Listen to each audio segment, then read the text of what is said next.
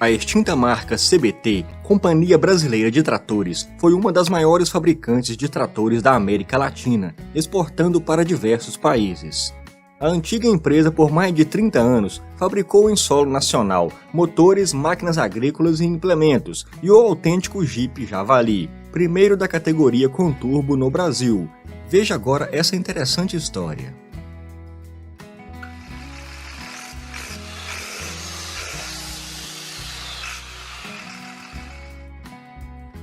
A história da CBT começaria no Brasil no final da década de 50, um período em que várias marcas chegaram ao Brasil através dos planos de crescimento do governo Juscelino Kubitschek, que criou o GEA, Grupo Executivo da Indústria Nacional, com o objetivo de estabelecer incentivos vinculados a metas de nacionalização de produtos automotivos estrangeiros, já que a pequena frota brasileira era praticamente toda importada.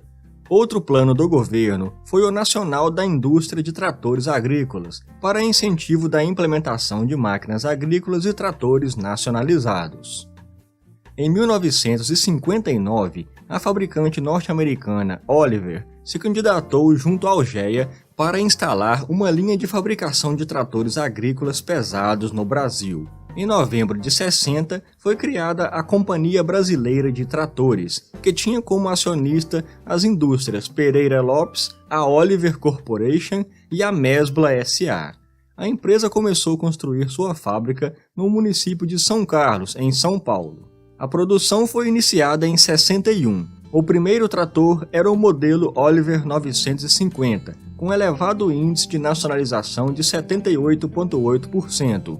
Primeiro trator pesado fabricado no país, com capacidade máxima de tração de 5 toneladas.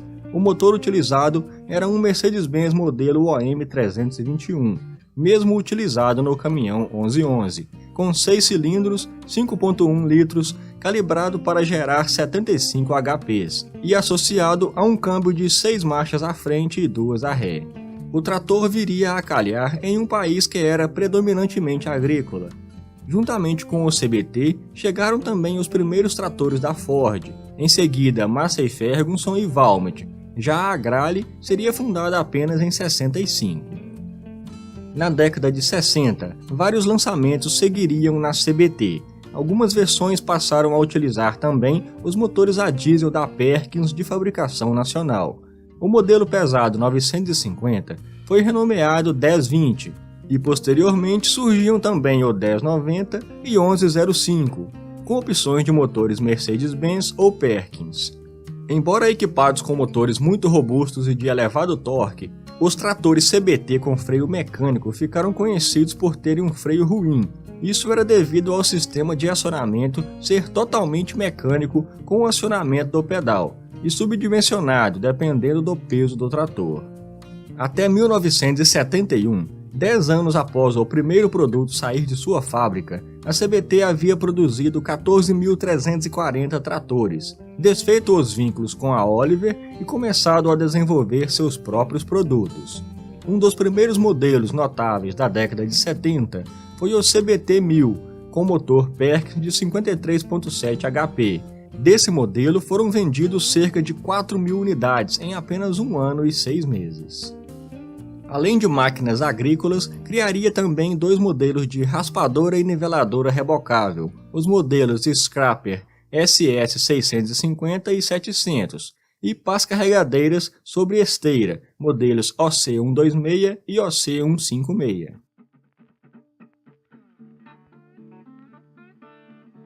No ano de 76, completando a linha CBT, era lançado o novo 2400, com uma grande diferença, o motor Detroit, que acabara de ter a produção iniciada no Brasil, trazido pela GM, destinado aos diversos setores e compondo os caminhões Chevrolet e Ford da época.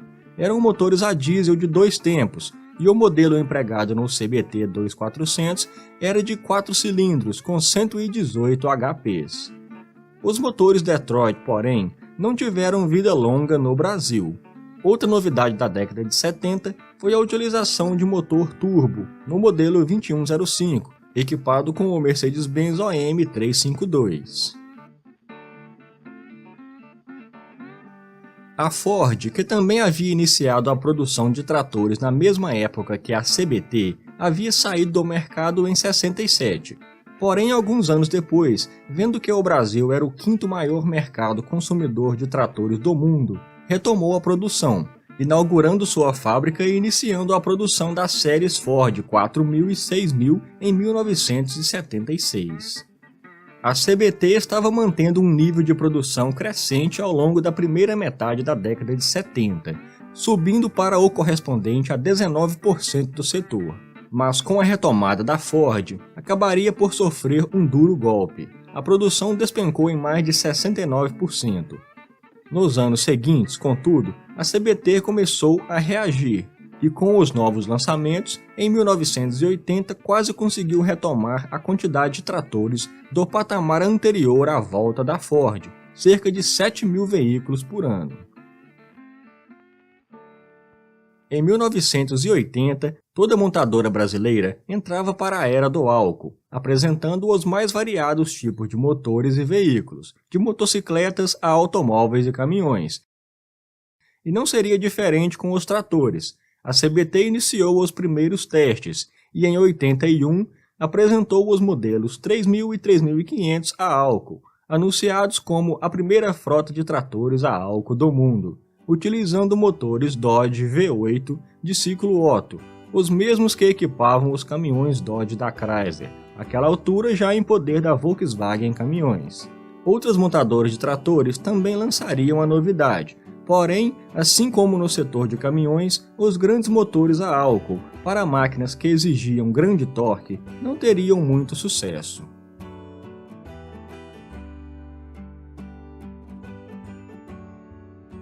A década de 80 foi cenário de uma violenta crise econômica que abalou o país, com reflexos importantes sobre a agricultura. Isso dificultou a retomada completa da CBT. A recessão reduziu em 33% a produção nacional no início da década de 80, provocou uma queda de 62% na CBT, economicamente a mais frágil entre as fabricantes de tratores agrícolas do país na época, com apenas 2.740 unidades produzidas em 81. A empresa então jamais voltaria a atingir os níveis obtidos no início da década anterior. Uma das características da CBT era a elevadíssima verticalização industrial, ou seja, uma empresa que procurava fazer de tudo o que precisava para a produção, de fundição a projetos, estamparia de peças, até alguns maquinários das plantas de montagem eram fabricados por ela mesma. Dessa forma, pôde manter ao longo da década de 80 um permanente movimento de ampliação e diversificação de linha de produtos. Continuamente foram lançados as séries 2000, 4000 e 8000 de tratores, em diversas versões, sempre com motorização diesel, da Perkins, Mercedes-Benz e mais tarde também MWM. Uma curiosidade na história da CBT foi a criação de um inusitado protótipo de veículo aéreo não tripulado, no ano de 1982, denominado BQM-1BR. O protótipo recebia uma turbina a jato desenvolvida pelo Centro Tecnológico da Aeronáutica e que destinava a ser um alvo aéreo mais barato que seu concorrente americano, cujos objetivos eram mapear e vigiar áreas ou zonas perigosas e servir de alvo aéreo para treinamento, apoio tático, entre outros. Porém, tal vante a jato da CBT ficou apenas no protótipo e o modelo construído ficaria no Museu da TAM.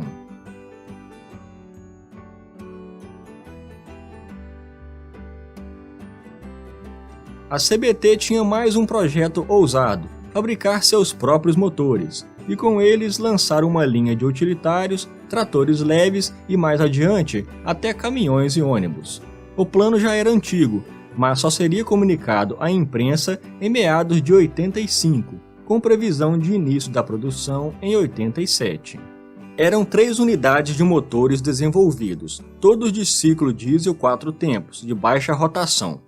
O CBT DM301, de 3 cilindros, 3 litros e 55 cavalos, o DM401, 4 cilindros, 3,9 litros e 73 cavalos, e o DM602, 6 cilindros, 5,8 litros e 106 cavalos.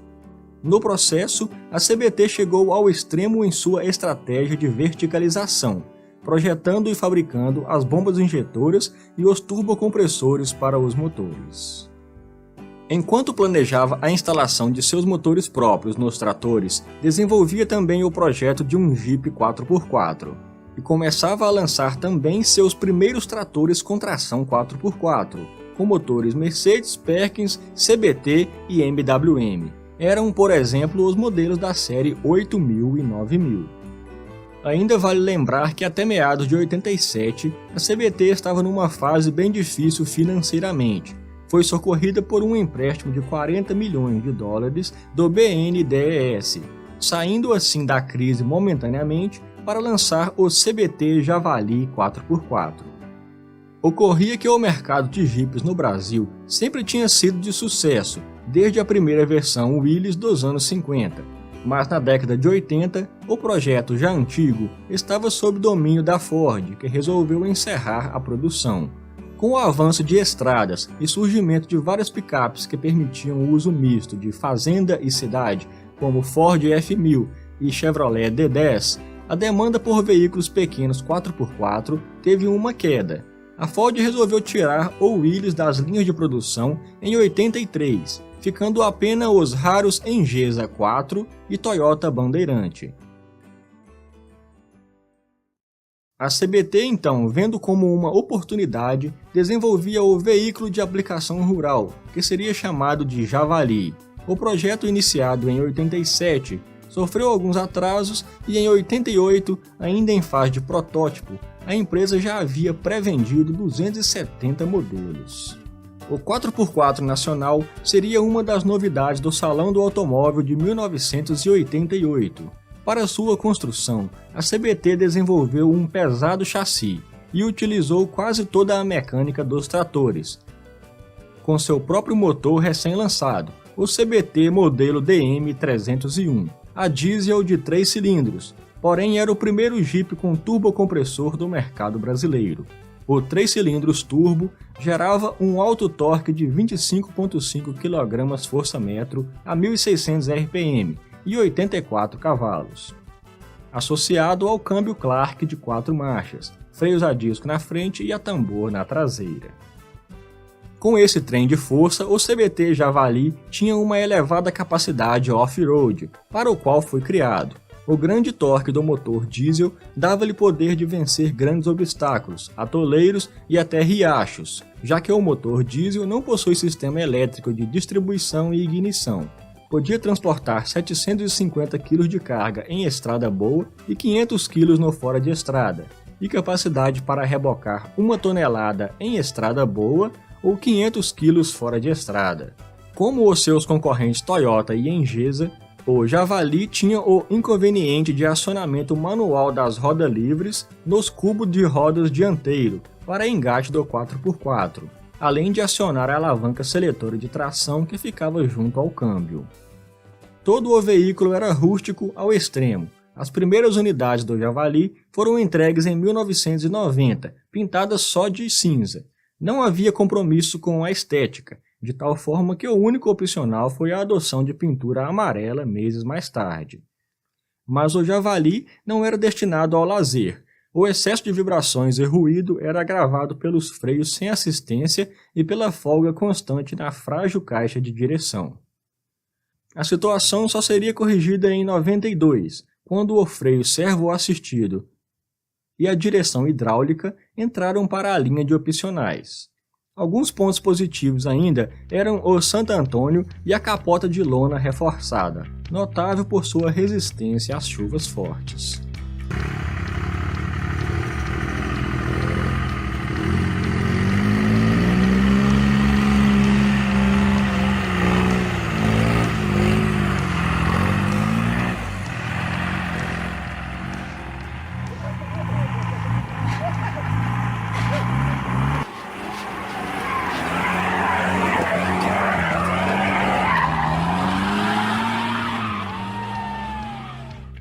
A meta da CBT era ambiciosa, produzir 700 unidades mensais do Javali, apostando na autossuficiência de seu já conhecido sistema vertical de produção.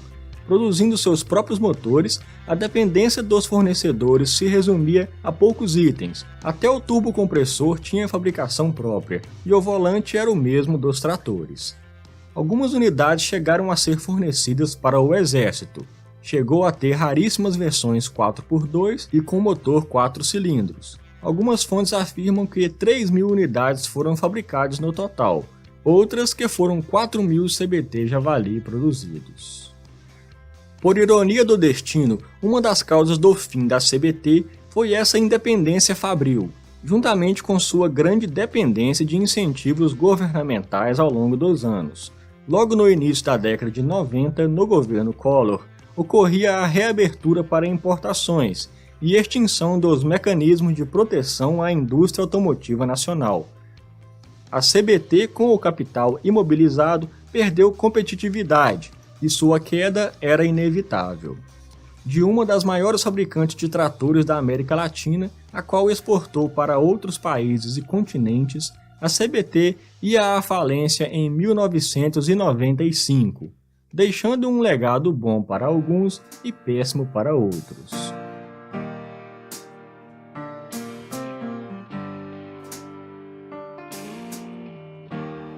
Em suas instalações, passaria a funcionar um centro de manutenção e o Museu da TAM, atual Latam, junto ao aeroporto de São Carlos, que foi construído pela própria CBT no início dos anos 70 e totalmente remodelado pelo governo do estado de São Paulo e reinaugurado em 2004, restando como suas últimas lembranças, além dos tratores e jipes Javali que restam ainda funcionando.